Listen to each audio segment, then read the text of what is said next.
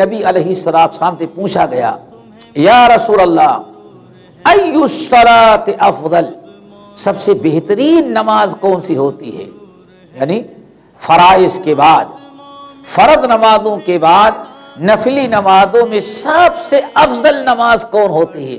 آپ نے فرمایا صلاۃ الرجل فی جوف اللیل الاخر، رات کے آخری حصے میں، تاریکی میں، جو رات کے آخری حصے میں مسلمان نماز پڑھتا ہے، وہی نماز سب سے اعلیٰ درجے اور اللہ تعالیٰ کے نزدیک سب سے زیادہ اجر و ثواب والی نماز۔